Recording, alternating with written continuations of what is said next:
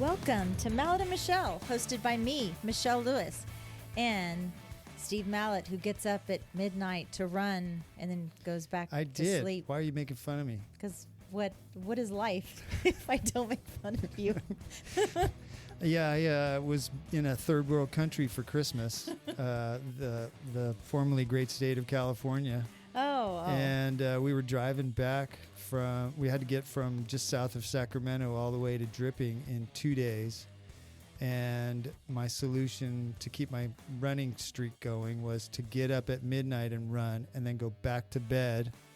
You know they make airplanes, right? Like there's these big machines. No, it's no fun. What a beautiful country we have. We got to see the beautiful country. You got to sit in an airport and an airplane with a mask on. From 4:30 in the morning until 9:30 that evening. Oh my God, shoot me. It was fun. But I had some really good airport food in San Francisco. Yummy. It was yummy. Yummy. What was that? Would be like bun. I guess I'm saying it right. It was Thai food. I guess it's Thai food, Asian food. Bun. Are you being sarcastic? No. Or was it really good? It was really good. Wow, it was really good. There's no airport food that's good. It was really, really good. Oh. We should tell people, since this is episode 1. Episode 1, Steve. First episode. Ever. Why we decided to do a podcast. Why did we decide to do a podcast, Steve? I've learned a ton, I'll tell you that, about podcasting that I never would have had any idea about. But we were talking a lot last year about how cool a town this is and why people are moving here and why people want to live in this little country bumpkin town outside of Austin, Texas. Because we all, ride horses and there's... Yeah, and dodge the tumbleweeds. Yeah, that's right. Yeah, and sit on down by the creek. By the creek. But there's a ton of great reasons why people move here, and there's a ton of untold stories and a ton of very, very interesting people. And we thought, hey, let's do a podcast, and we'll get people to know about Dripping Springs and the people here, and more than just being a little spot outside of Austin. Just having some conversations with our community. That's right. So in a little bit, we're going to have a longtime friend of mine, Mike Coble, who's a local here, come on and tell us about his experience in Dripping Springs and what he does for a living, and get to know him a little bit. But you had something you wanted to talk about today? Well, I experienced something in Dripping Springs that I have not experienced before, and I thought it would be... A Californian? No. That's an everyday occurrence now. Traffic has gotten really bad in Dripping Springs. Bad. Really bad. So we went and ate for lunch at Pigpen. Wonderful new barbecue place over, which I guess it was Creek Road. It was Creek Road Cafe. And Bill and Michelle are the owners there. Great people. So if I walked there, it'd probably take me 5 minutes maybe from the office? Max. Maybe. 5 minutes max. So it took me 20 minutes to get back. It. And usually there's like that one car that that's the culprit. I see it. The one that's holding everything holding up? everybody up. No. Well, there was a lot of 18-wheelers and stuff, but I'm next to her. I'm the passenger. My husband was driving, and I'm watching this driver, and she is in the car by herself, and she's signing. Now, I know your wife works for Texas School for the Deaf. She's signing, and I'm like, who is she signing? Maybe it's just my stepsister. My stepsister was deaf, so I grew up signing. So I know, and she could talk. I know what's going on there. She was FaceTiming. She was FaceTiming in the car and FaceTiming. She wasn't just talking to herself or singing or whatever. Oh, I thought that's because Holly does that in the car. She'll sing. She'll interpret music in the car. It's really fun. That's what I thought it was. But she was FaceTiming in the car and driving. So yeah, she wasn't texting.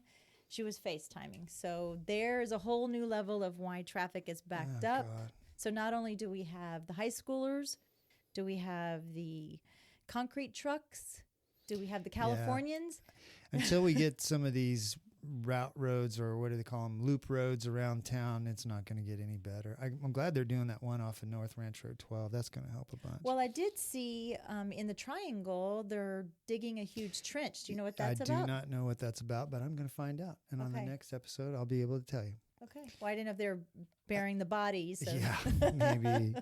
I had something happen to me today that it's not really Dripping Springs, but somebody emailed me and said it was talking about there's a big body of water downtown Austin. Congress Bridge goes over it, First Street Bridge. What do you call that? Well, the old timers call it Town Lake is what I call it, or Ladybird Lake, but I call it Town Lake. So this email, she said she called it Ladybird Lake, formerly known as Town Lake. And I was like, no, I don't know any Austinites that call that Ladybird Lake. No, I call it Town Lake. Yeah. But I just recently saw something on TikTok about it. It was like how to differentiate an old Austinite or an OG Austinite from the new ones. OG, isn't that original gangster? Okay, well. Okay. I am the mayor of Awesome Town, so. Yes, you are. So, yeah, I was thinking about that I think everybody that has been here for a while still calls it Town Lake. I don't know. I don't know anybody that calls it Ladybird Lake. So you people that are moving here, there's a little tip for you. Yeah, it's if Town Lake. If you want to sound like a local, call it Town Lake. Call it Town Lake. So that brings me up to an interesting question. When you say, oh, I've lived here, how long have you lived here in Dripping Springs? Next year will be 20 years. 20 years. I've lived in Austin 24 years. I think I'm a native Texan, but so I've lived in Austin though. I'm not 24. I'm not. Oh, it's okay. I'll write you. I'll give you a passport. But when everybody finds out where I moved from, they're going to be mad at me anyway. So. But I've lived in Dripping Springs now. I'm trying to think since 2007. So all of my kids graduated from here. All of your children coming up on 15 years. Yeah, 15 years, give or take. So. I when I moved here, there was only one stoplight. It was Rancho 12 and 290. The Super S. Yeah, the Super S, the green meat in them. Remember that? Green meat and the stale bread. Expired butter. Oh, God. The eggs were like half hatched. They were like, jeep, jeep. Do you remember when they said HEB was coming? Oh, it was a glorious day. No, I remember it wasn't that long ago, relatively speaking, but I remember when they opened the Home Depot and I was all excited because something was going to be open past 8:00. So we would just wander around. Something else to do in Dripping at night. But yeah. I actually, talking about people moving here, there was an article in the Wall Street Journal a couple days ago. Is that an actual newspaper? This is an actual newspaper, Michelle. Oh, they still make them. I didn't know that. This is from Wednesday, December 29th. So when you have when you're trying to prove with a dead body that it's actually, you got to hold the paper up, that kind of thing. I'm talking about people that have moved here and how many people have moved to Texas. And it's talking about states that have had the highest number of people moving, and Florida's population growth would have been the highest, if not for the high number of COVID deaths, which is kind of weird. But Texas added 382,000 people last year in 2020. Texas added 382,000 people. I'm curious to see what the 2021 is going to be. Yeah, I don't know. What's the population of Texas now? The population of Texas, just population of Texas. But and there's a caveat here. It says including 211 from other states, but that doesn't make sense to me. Where else would they come from? In Texas, you call Texas Texas, and all the other states are the 49 other little bitches. Oh, that's right. Yeah. If you live here, 29 million in 2019. So 29 million. So it's like the population grew almost 2%. Is that right? I saw something along with that the state that had the most people move out of it was Louisiana. Actually, that's in here somewhere. I can't find it right now, but it does say California's net outflow surged 75% between July 1st, 2020 and July 1st, 2021, compared to the same period from 2018 to 2019. New York's outmigration doubled. On the other hand, Texas's inflow increased by 40%. Why are people moving here? Well, according to my little Google search, 114 companies have relocated their headquarters from California to Texas between January 18 to June 2021. So that's something. I mean, look, the Tesla. Have you seen the Tesla headquarters that's going on up there? How can you miss it? I mean, I think I can walk out my front door and see it. It's huge. Yeah. Well, I mean, luckily for us, we don't have any of those large infrastructure, semiconductor tech companies out this No. way. I think land's too expensive out here. Well, I think that's true. I think that's why Tesla built over there off of Where the prisons are? the toll road. Yeah, where the prisons are. And it's just farmland and mesquite trees. There's nothing out there. It was the cheapest place in Austin to buy. But yeah, I mean, there's all kinds of reasons people are moving here, but I think it's more of it feels like more of a community. I got a story for you. So I was for Christmas, I was in California, unfortunately, but got to visit family, which was great. And on Christmas Day, we had to go to the grocery store, and there was only one in this little town we were in, Fairfield. It was the Safeway. Which, you ever been in a Safeway? I mean, I'm not going to say I cheated on HEB, but I have been in a Safeway. Yeah. And they have liquor there in the grocery stores. They had liquor in the grocery stores at Target. In California? Yeah, you can buy like liquor. Yeah, that's too bad. Yeah. But anyway, we walk into Safeway, right? And it's Christmas Day, and we're feeling all joy and merry, and yeah, how's it going? And I literally walked in the door, and I stopped, and I felt like I had stumbled onto the scene of the Walking Dead movie. Everybody was walking around with their heads down, these blank stares, of course, masked up, but nobody was talking, nobody was smiling, nobody was saying Merry Christmas. And I was thinking to myself, if this was HEB in Dripping Springs, by the time I got to the first row, probably 5 people would have said Merry Christmas to me and smiled and said something nice. That's the Ghetto Bee on South Congress. That's not the HEB in Dripping Springs. Oh. We may be out of half of the inventory at HEB over here. But you still get a smile. But you get a smile. Yeah. That's better than what I got in California. What did you get? The day after Christmas. I got Tell yelled us. at for standing too close to somebody at the movie theater. Oh, my gosh. Yelled at. But it's okay. It's okay. I What, said man or woman? woman. I said my pleasantries. Was there a 4-letter word involved in this? There were probably 4 4-letter words. Did you embarrass your children? My children were laughing and giggling at me, well, you and embarrassed probably them then, yeah. embarrassed, but not surprised. Wow. But yeah. Yeah, I did sense a lot of that a lot of the people there are very uptight right now, much more uptight than Texas. This was in Napa. I was a little surprised. It's funny that you and I both traveled for Christmas, and we traveled halfway across the country, and you were 15 minutes from where I was. Know. I know. I funny. went there because my son is stationed there. Yeah. You went there My sister lives there. because your sister is there. Yeah. So we left, and I think overall I have come to the conclusion that I like spending Christmas at home.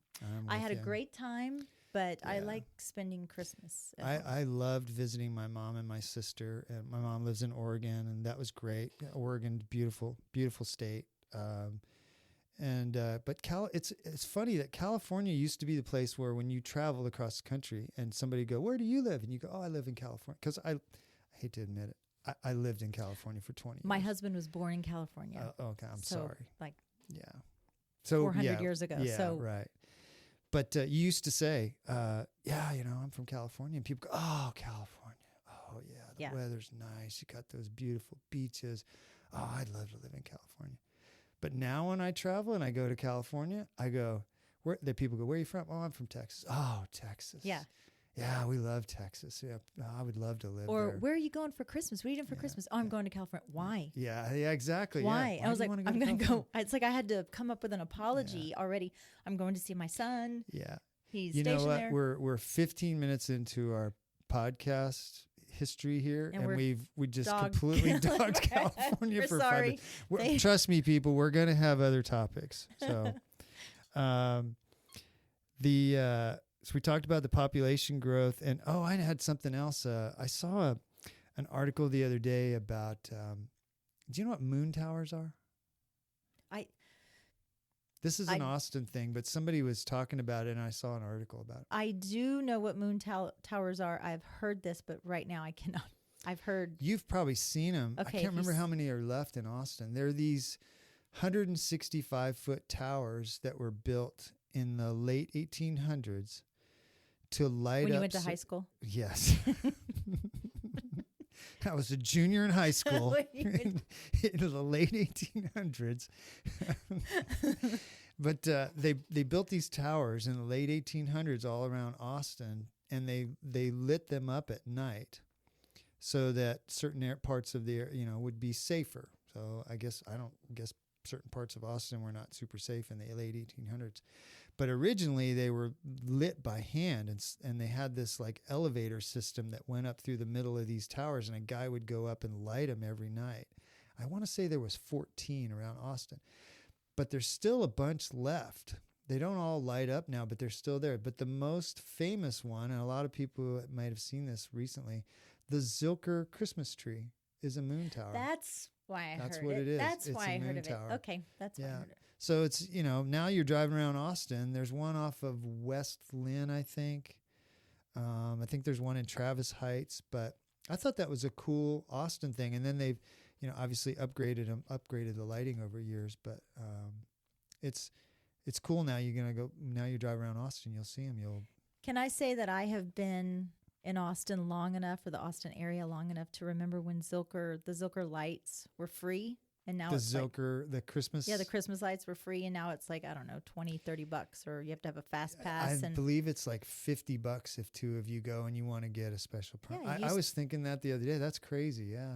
You used to go park and just bring your kids out there and go get some hot chocolate and see Santa, and now it's all commercialized and it's all sponsored by Austin Energy and all these companies that sponsor it. I'm just glad they did it. I'm just glad they did it again. I think me too. they didn't have it. It was drive-through though this year. I don't think you got to walk. Pretty sure it was drive-through only. Oh, see, I prefer to go to the Marble Falls lights. I like to go to Burnett, to their little Bethlehem. The First Baptist Church there puts a great little village. Yeah. It's in the Johnson City lights. You know what? We really drove cool. when we were coming home from our trip. We drove through Johnson City, and the lights there at PEC, they're spectacular. They're really nice. Yeah. You know what else was nice is the entire town of Fredericksburg. Yeah, it is really nice. It's really nice out there. And remember when your kids were little and you would take your kids in the car and go drive around, look at Christmas lights? We're doing that with our dogs now. We've become those people. Did you? So I run in Belterra a couple days a week, and I had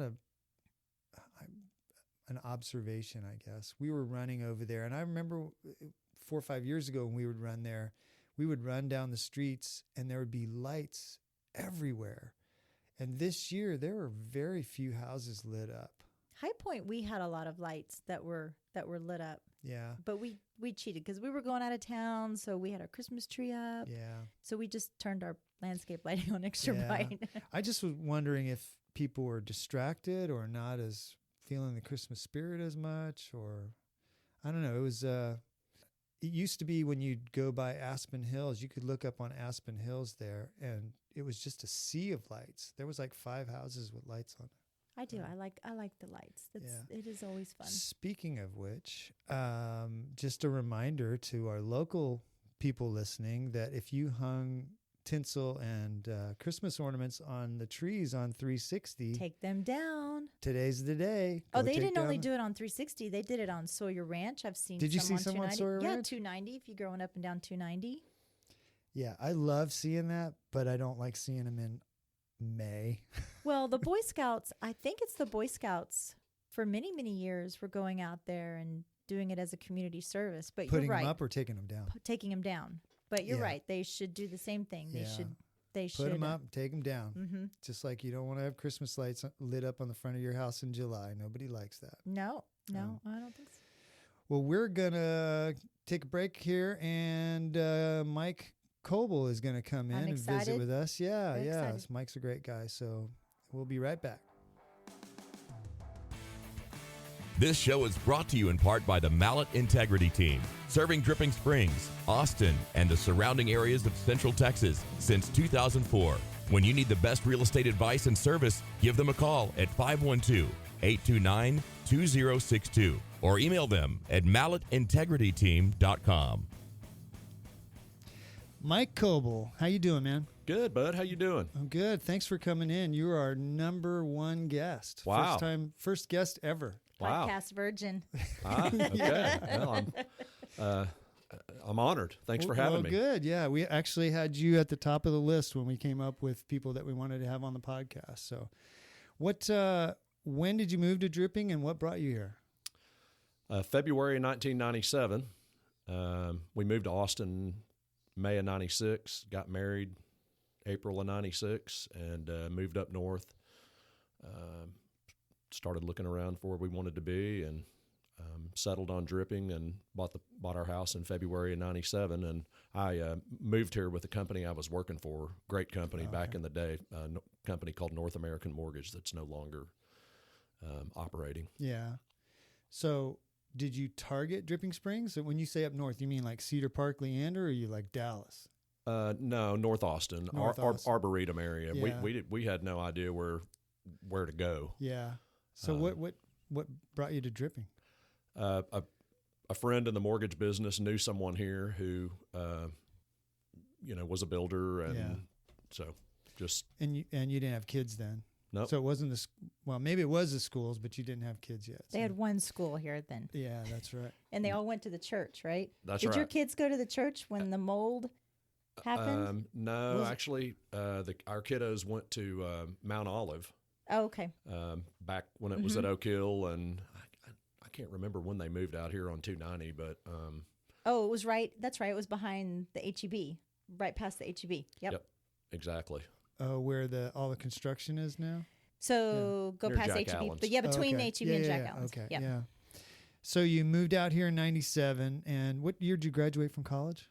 87. Yeah. Yep. From?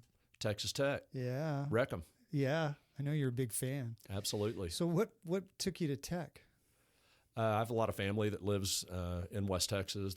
They farm, and I had spent a lot of time there as a kid, and no one in our family really had been to college, so to speak, and so I just went with what I knew. Yeah. So where did you grow up? Arlington. Yeah. I was born and raised in Arlington. Yeah. And so you're one of the first people to go to college from your family, and. Yeah, I mean, and my immediate family, neither my mom or dad did. My sister went for a little while, but so just I wound up going and settled in. You know how that goes; it can go either way. Yeah, so. It seems like that's the way Tech is. It's like you either go there and you love it and you stick it out, or you go there and you hate it. I know a couple of kids that went there for a few months and hated it. Well, Tech has become the little mini Dripping Springs High School extension campus. Colton went there and got his master's. I mean, a lot of Drippin kids go to A&M too. I mean, you got one that went to each, right? I do. Yeah. Yep. David went to Tech. Yep. David just graduated from Tech. And Courtney's from A&M. Yep. Courtney graduated A&M in 19.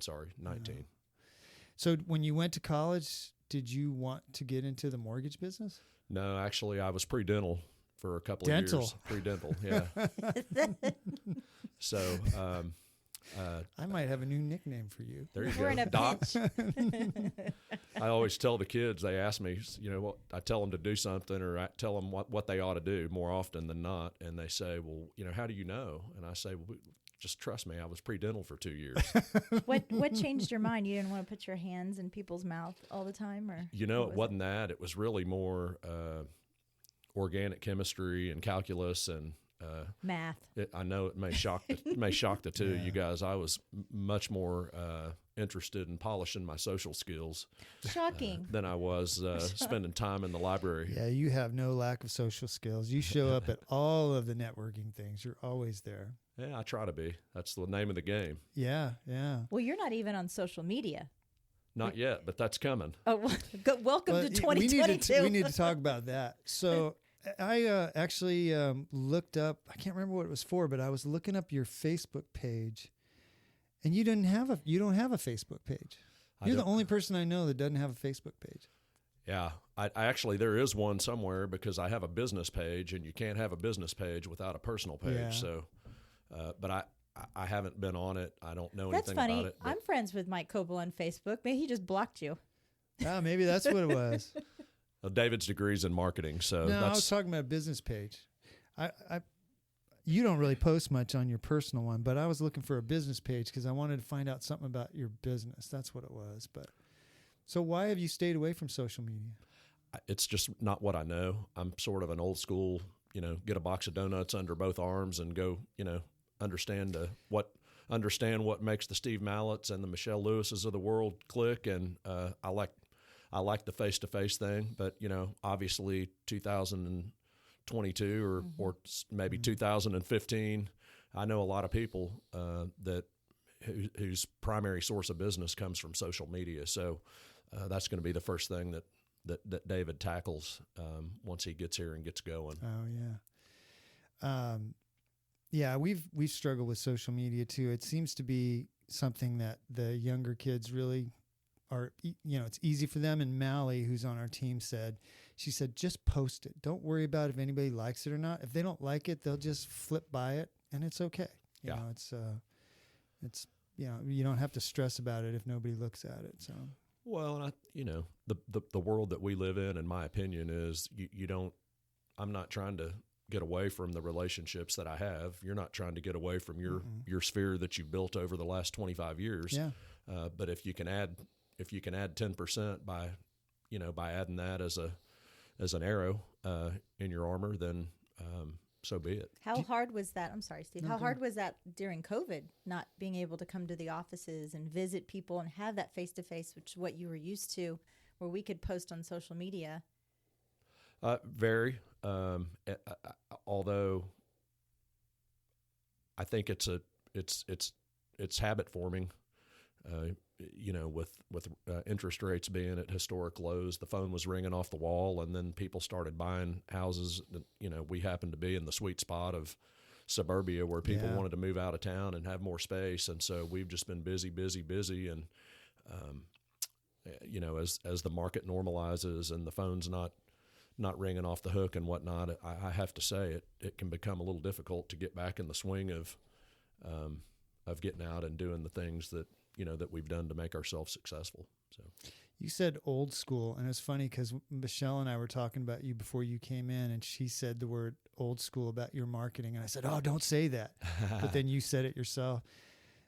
Do you think it really is old school to go out and meet with people and shake their hand and look them in the eye and see how they're doing? Is that old school? Because that's kind of how we run our business. It's old school versus new school. I think more and more people are really appreciating that now. It's because everything is so much social media and so far removed, that to have somebody to where you do take the time out to, hey, Michelle, I know you like a donut, or I know you like a taco, and you come in and when you have a client, it's the first person that you think of. Yeah. So do you think it's old school? I do. I think it's more the exception than the rule. But I also think that the people that I know in the mortgage business that are way more successful than I am, believe in face-to-face. I went through a coaching program, and they're huge on face-to-face, and they believe in social media. They believe in, conversing by way of email and text message and whatnot. But the gist of what they teach is, how many people are you seeing face to face? How many?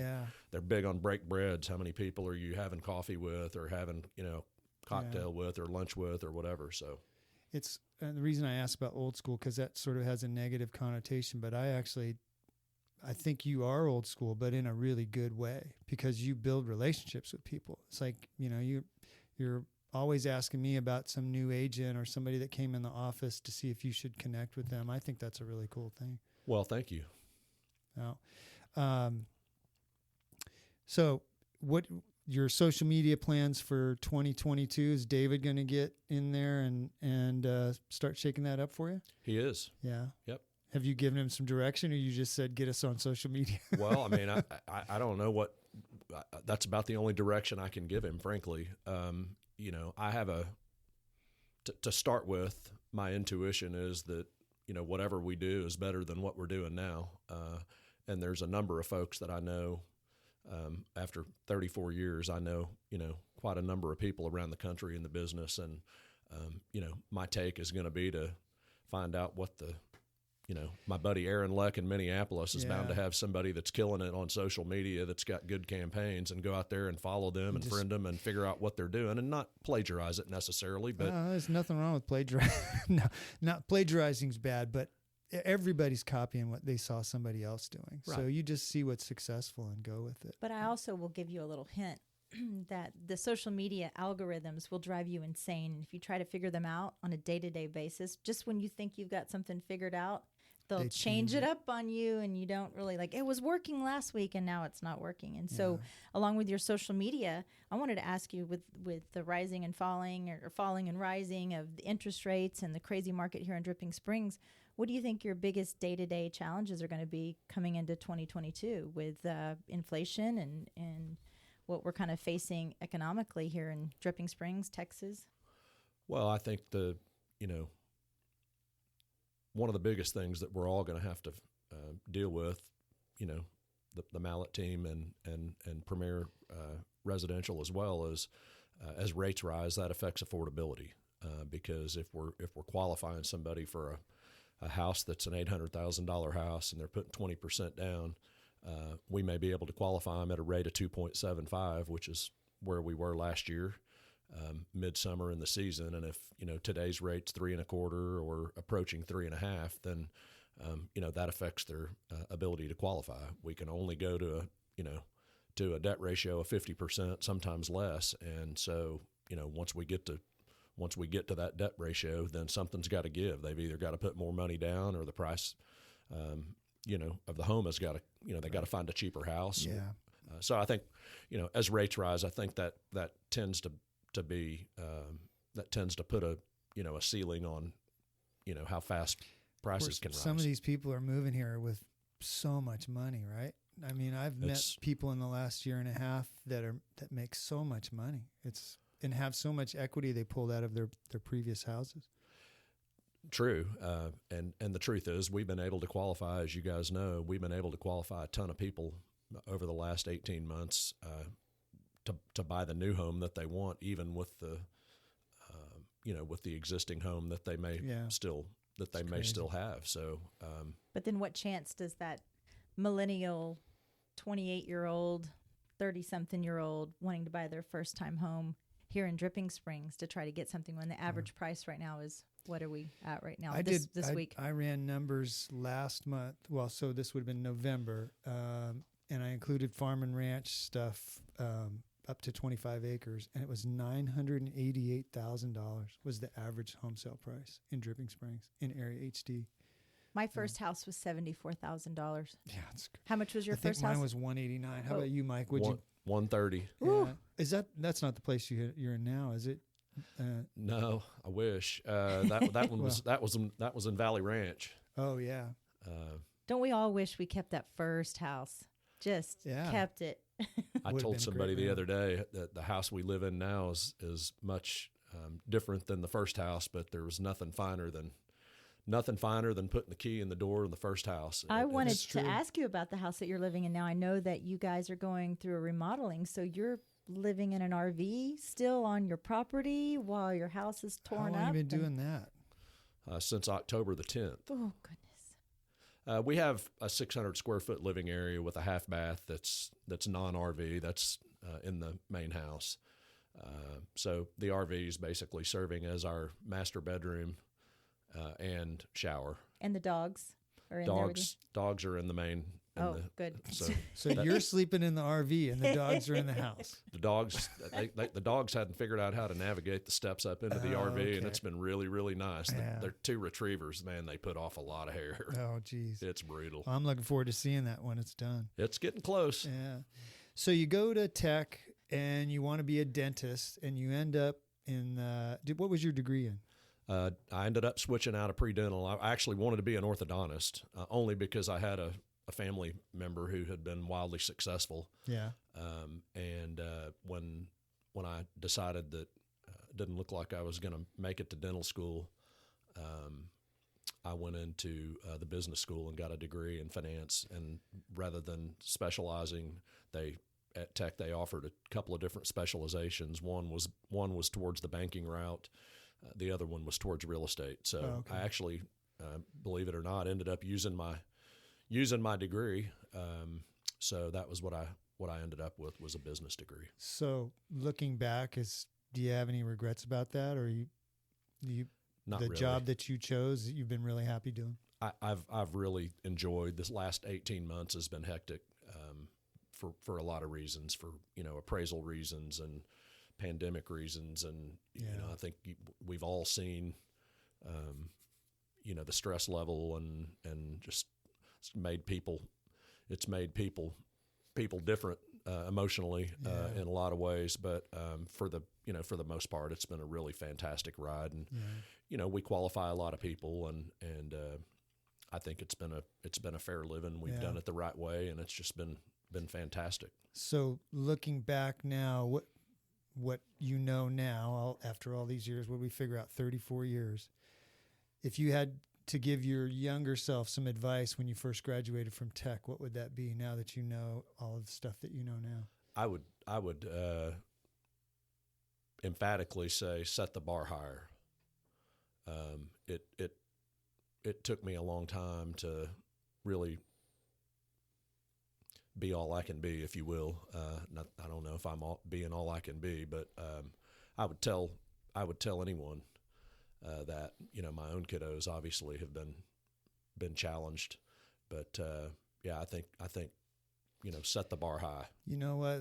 That's really profound advice, because it's the same thing that I think now that I'm 58, pushing 59, and when I got into the business world, what I thought was big was small thinking. Right. Yeah. I mean, and we're successful. We've got it, but the people the Elon Musks of the world don't, get up and go, hey, I'm going to build 5 cars this year.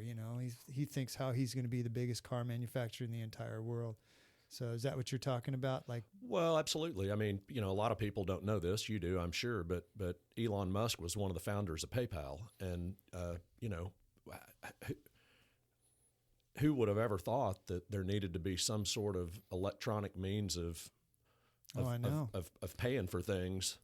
I told my son the other day, I said, hey, you got to get me turned on with Apple Pay, because I got up at 6 o'clock in the morning and went to HEB to buy a bunch of stuff, groceries. And it was, 10 minutes till 7 when I got up there and had everything up there and didn't have my wallet. Geez. Of course, I had my phone, but I didn't have my wallet. So, what an amazing forward thinker. You can only, I don't know when PayPal was founded, 2005 probably, but can you imagine it was earlier than that? But those were people that saw a need even before the need was really there. Are you seeing more Bitcoin yes. advancements within your industry? We are. For the longest time, the agencies, Fannie Mae, Freddie Mac, FHA, VA, for the longest time, cryptocurrency was not accepted as, obviously somebody has the funds, but it wasn't an acceptable means of funds. And now I want to make sure I understand. So if somebody came to you and said, I have $100,000 cash in the bank and I have $100,000 worth of Bitcoin, the lenders saw that as you have $100,000. That's right. Not 200. That's right. Yep. But that's changed. They now will, I don't know how, I don't have any, I don't have any crypto, but somehow you show your wallet that you have it, and then you just have to transfer it into your bank account, and it's acceptable. So you have to make it liquid. You take it from the cryptocurrency. You have to sell it and make it cash. Just not unlike selling a stock position. If you have $100,000 worth of, Tesla stock, then you sell that. Right. You sell that stock, and you provide us a transaction receipt. We see where the money came from, and it becomes what we call good funds. Yeah. So sounds like you love the mortgage business, but what are a couple things that drive you crazy about being in the mortgage business? Steve Mallett. Yeah, well, probably realtors, huh? Not so much. I had this conversation. When was it? A couple of days ago, and this was with a lender, and he just said, "Man, I just can't stand dealing with realtors." I said, "Well, then you don't want to be in this business, because if you have you have that mindset, then you can't. I mean, there are people that succeed. There are online lenders. Yeah. There's whatnot, but really the realtors and the builders are the ones that direct all the business. I over the last 24 months, I would say the biggest challenge has been historically we've always been able to close in a couple of weeks in a pinch, but 30 days always. The majority of the contracts that we get from you and your peers assume a 30-day close, and that's gotten pretty difficult to do in a world where it takes every bit of 30 days to get an appraisal, surveys. So I would say that's just been the biggest struggle over the last 18 to 24 months has just been it's hard. It's harder to be really, really good in my world than it's ever been, and it's.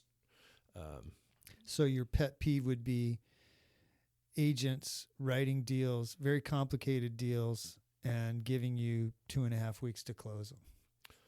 Yes, because it's a very complicated deal that needs an appraisal. I don't think it can be done in 2.5 weeks. I know. Yeah, I've had a couple this year that got pushed back because the appraisals came in late. No.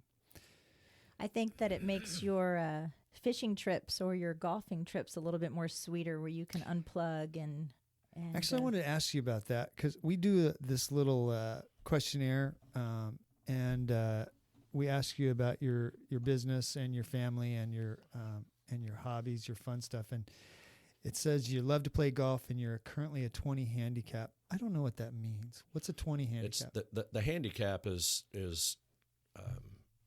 it doesn't so par on most golf courses is 72, and it doesn't mean that I necessarily will shoot 92, because there's certain calculations in the handicap formula that you go make a 10 on a par 3.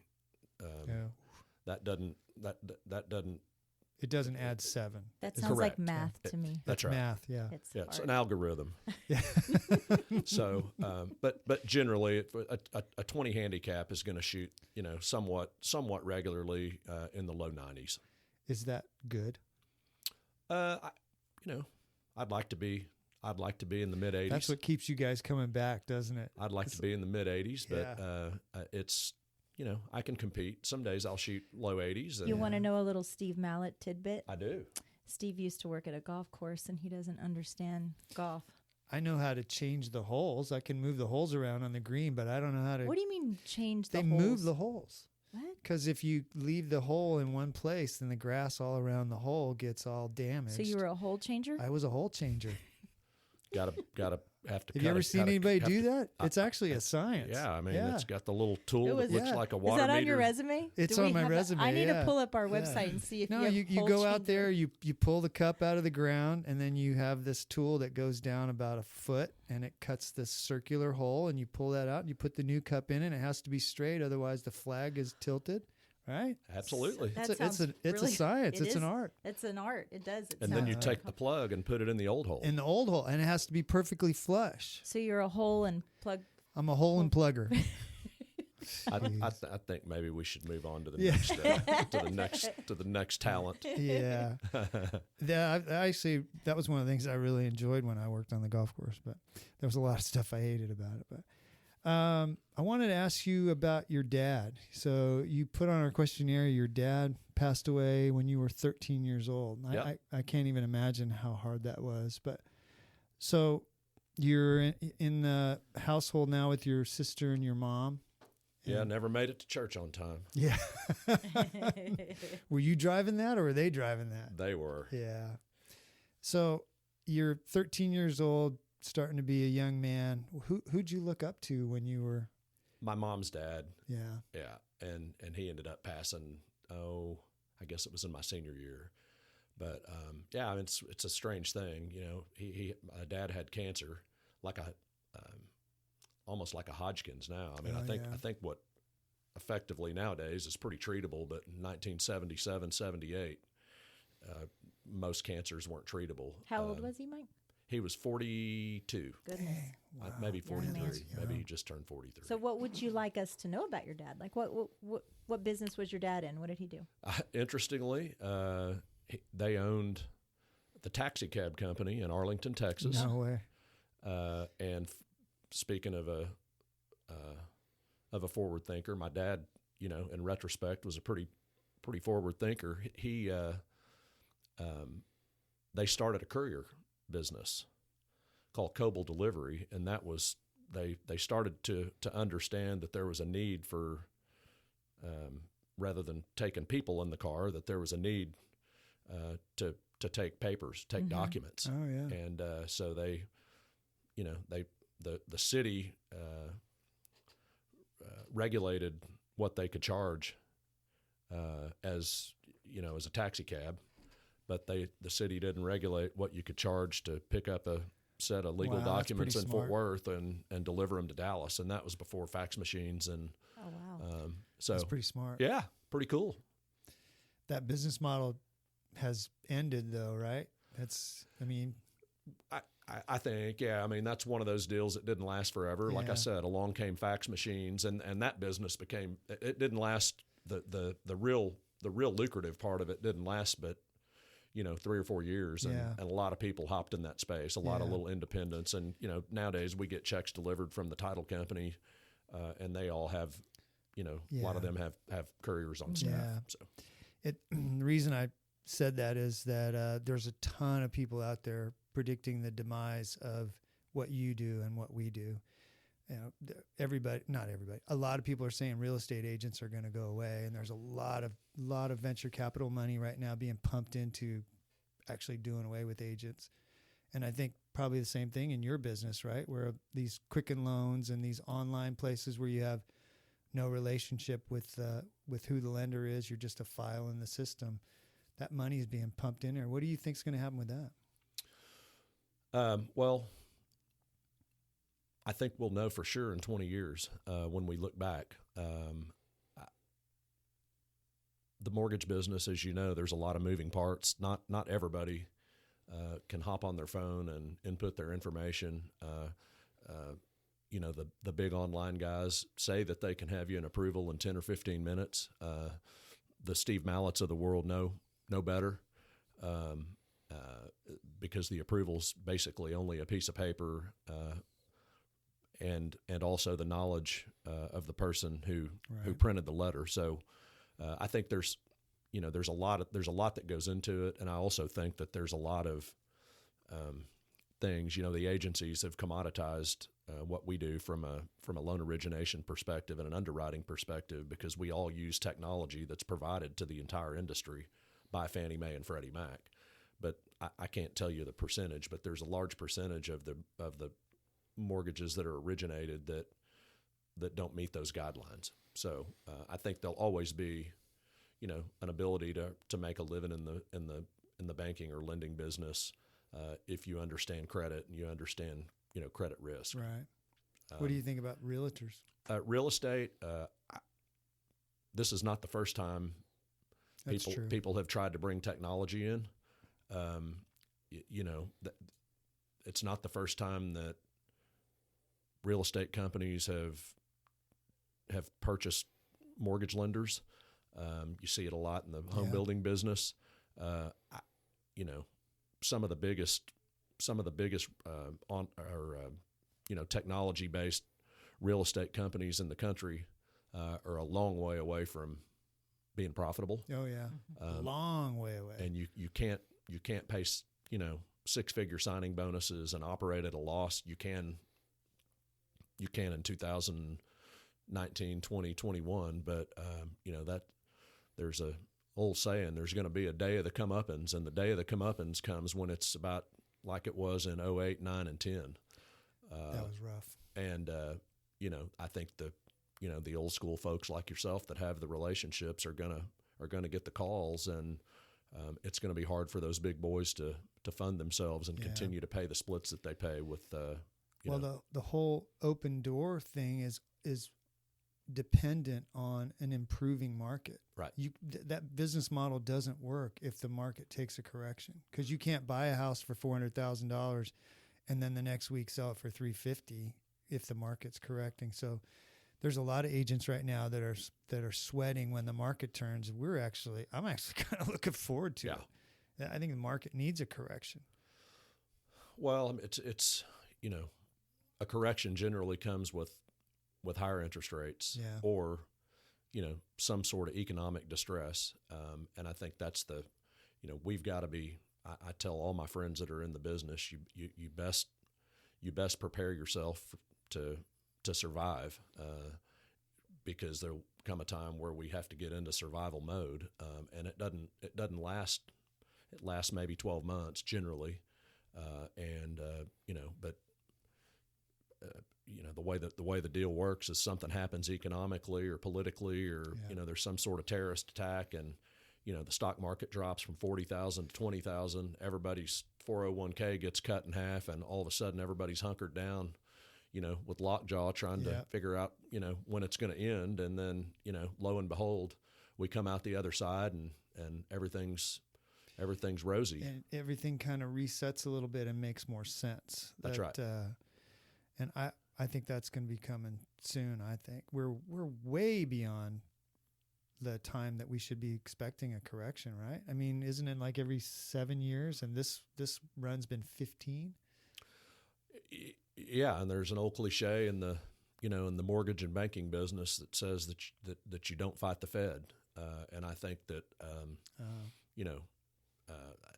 I know in the interest, I follow interest rates, as you might expect, and they're all correlated to the, mortgage rates are directionally correlated to the 10-year Treasury yield. And, normally when the stock market's going up, money flows out of stocks, or out of bonds, I should say, and into stocks. And when the bond yields go up, mortgage rates go up. Well, those old school correlations have kind of gotten messed up because the Federal Reserve's been so involved. So we'll see what happens over the next 12 months, because that's coming to an end. Yeah, I'm with you. Well, you in your little questionnaire here, you talked a lot about being about your outdoors, your traveling and stuff, and I just wondered, kind of wrap this up, but where'd you learn all your outdoor stuff from? Like your hunting and fishing, and since your dad passed away when you were a young age, was that your grandpa that taught you all those things? So Dad was a fisherman. He wasn't a hunter, and so we bass fished some. He was primarily a freshwater fisherman, but I learned a little from him and my granddad, and then really a close friend of mine got me into saltwater fishing, and I just fell in love with it. Bought my first bay boat back in 2010, and proceeded to. It's a lonely feeling when you back that saltwater boat in the water for the first time, and you look out there and all you can see is water, but there's a sandbar lurking around every corner, and we found a few of them. Yeah. But a lot of times I'll call you on the weekend or text you on the weekend, and you're out fishing, so I know you love it.